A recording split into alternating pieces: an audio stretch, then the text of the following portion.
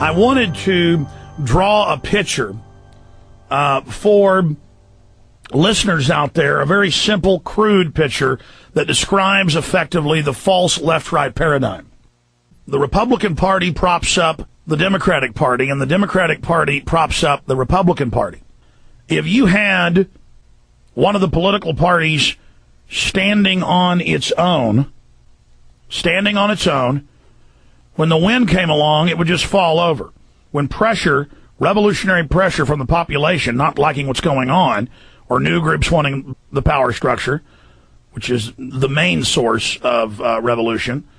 Most of it is driven by evil, just like the elite is driven by evil. Very rare to have an altruistic revolution.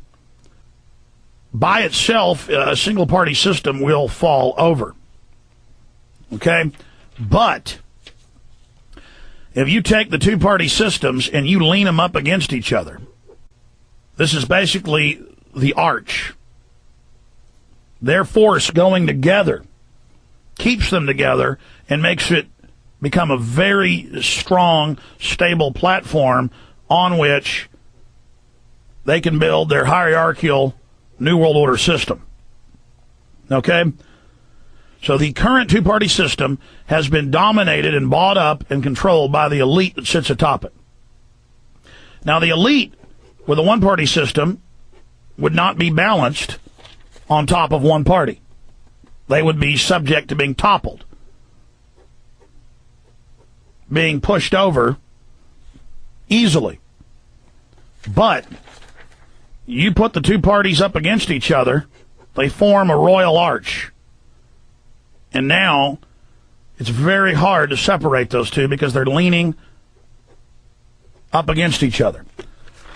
I mean, this is really simple, but I want to explain this to people. Check it out, folks. Why do you see so many leftists who mean well, like Rage Against the Machine, Tom Morello, or Henry Rollins, who are right on so many issues but then believe in leftist policies? We need a global carbon tax. But there's an elite funding that. No, the elite, the big corporations are against it because the media advertises that big corporations and oil companies are against it. Henry Rollins doesn't know, doesn't have the documents. It doesn't understand that actually that's part of a sophisticated game that, the big corporations say publicly, we don't want this, it's bad, while they actually fund it. They know the public's awake to the fact that they're corrupt, so the public will be fooled and go and support the agenda. It's please don't throw me in the briar patch. It's the old briar rabbit situation. Here's the political field, and this is where the population resides. And then we supposedly, through the grassroots, come up into the political party. Okay?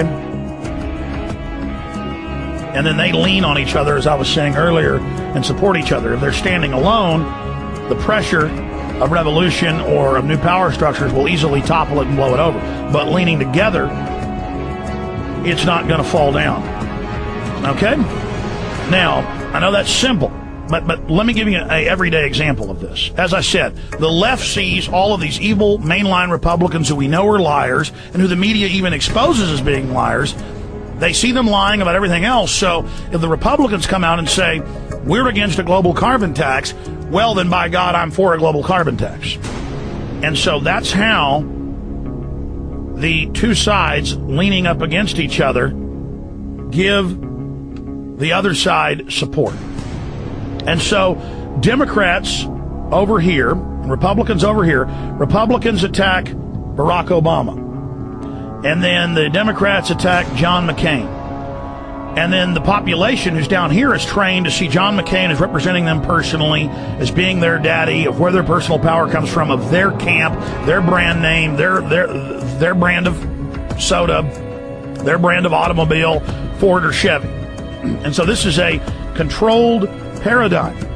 And so we have Republicans attacking Democrats, and that's the force against them. And you have Democrats attacking Republicans, and that's the force against them. And really, it's one unit supporting themselves and containing revolution, so that the people who were down here never learned that there is a world outside of this control paradigm. We are locked within the left-right paradigm, and then it becomes this huge pageant, this huge distraction where we analyze every facet of the two political parties, never realizing they themselves are simply a front or puppets for a larger power structure. Now, this is incredibly simple, but that's how this works. And then the two parties can limit the issues that are debated to this control paradigm. They can limit the scope of differences, which, if you look at it, there's almost no difference between the two, instead of getting the people to look outside the box at the wider world.